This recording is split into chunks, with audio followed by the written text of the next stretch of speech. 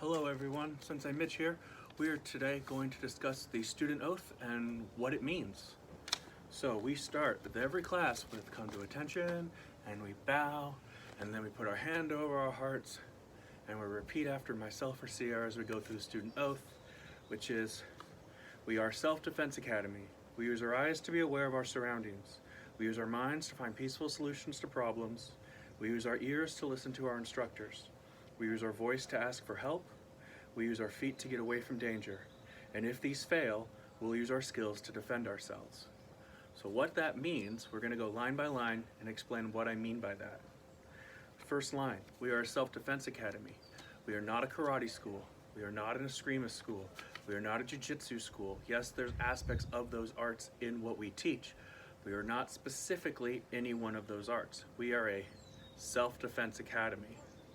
The goal is to just use the skills to keep yourself safe. We use our eyes to be aware of our surroundings. We will discuss awareness in its own video, but it's our foundational format principle. If you're aware of your surroundings and you know what's going on around you, you're better equipped to avoid dangerous situations before you get into them.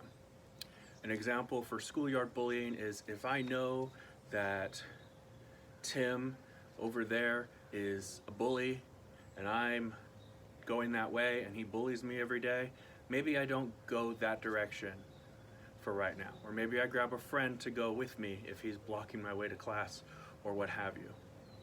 I'm aware that that's Tim and he's a bully, and I'm making a plan on what to do about that. I'm not looking down at my phone.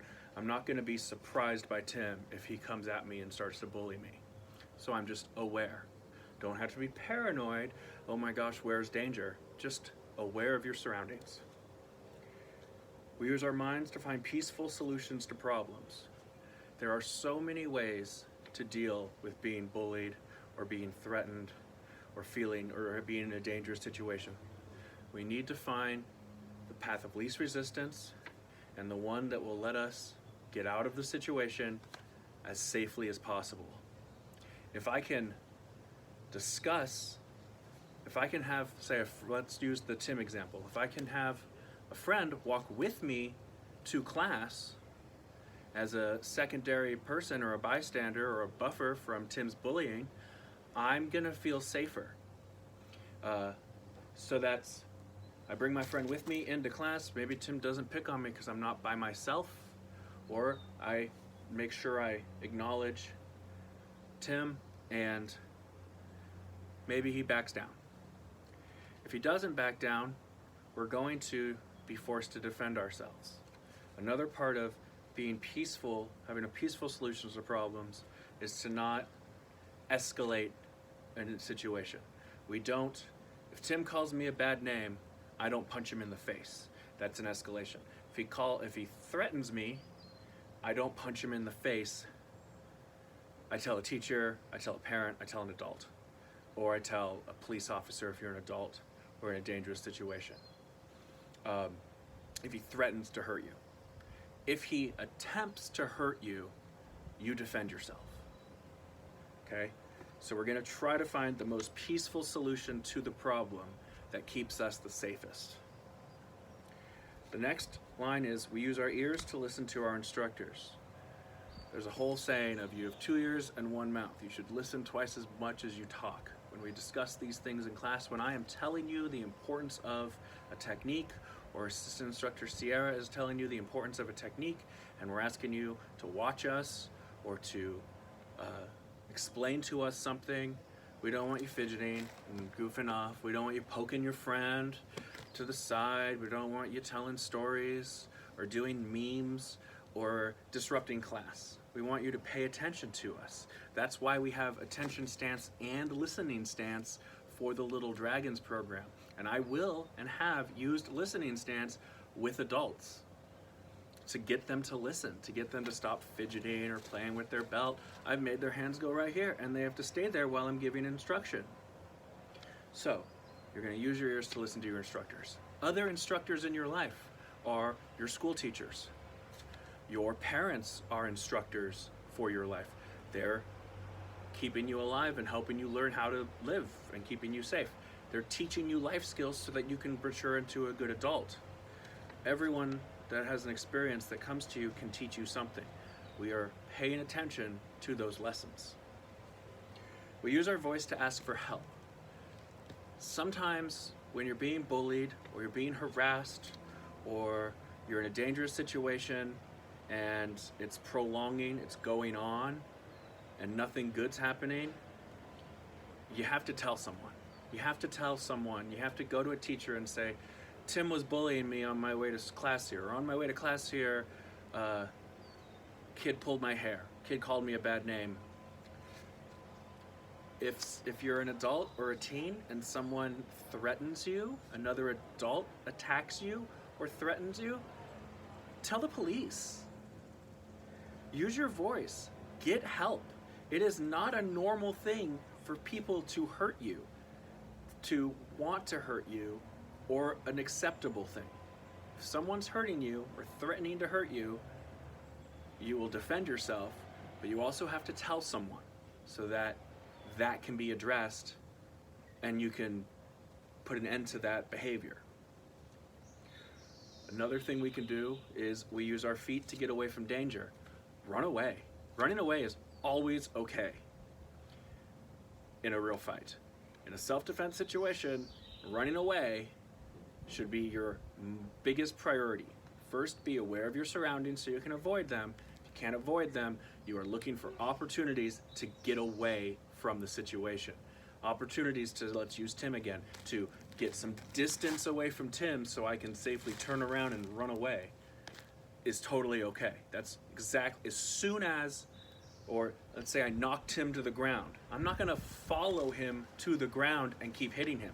I'm going to run to an adult, I'm going to run to a police officer, I'm going to run to a parent, I am going to tell someone. I'm disengaging from this situation with Tim as our example.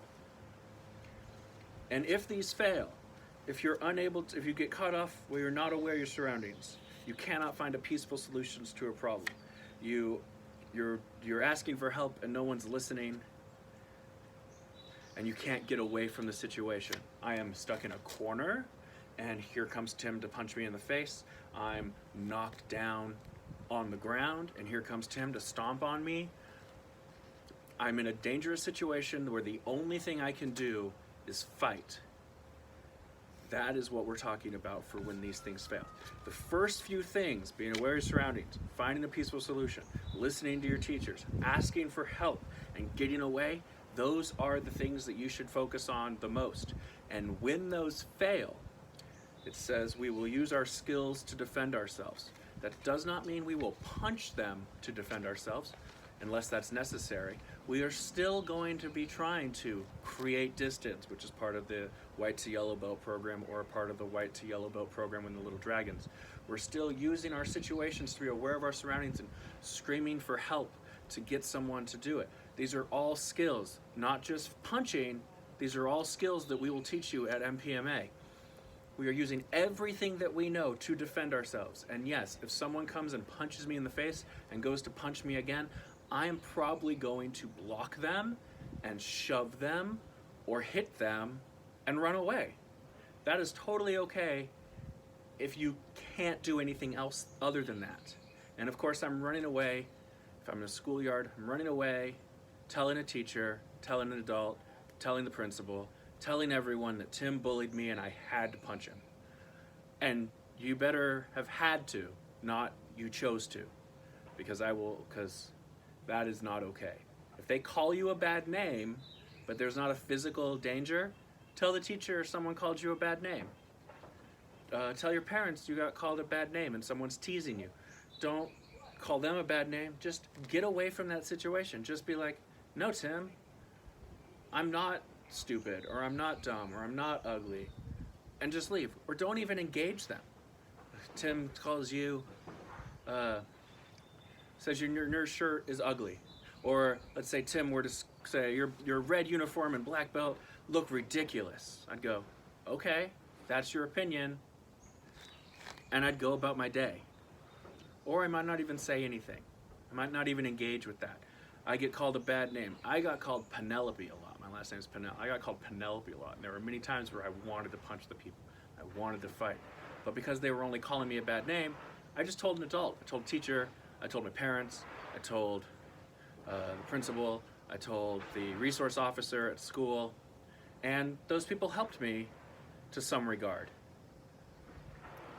So if you can get to that situation where you are using these things and you have to defend yourself, telling a teacher is still a skill. Being aware of your surroundings is still a skill. Creating distance to run away is a skill. You should use these skills to defend yourself. Level 1 has these foundational skills in them in order to create someone who can get away from danger by either completely disengaging or engaging the opponent until they are dealt with in a way that allows you to safely disengage. They're on the ground now and no longer, for a few seconds, they're no longer a threat to me. I'm gonna run away. I kicked them and they've stumbled back 6 feet. I can now turn around and run away. These are all things that we're going to teach about in level 1 and throughout the other belts. Running away is always the first option. So, we've gone through the oath. So we're going to say it again. Feel free to follow along at home or just to listen to this and learn it. You have to know this oath to get your yellow belt from memory. So it goes. We are a self-defense academy.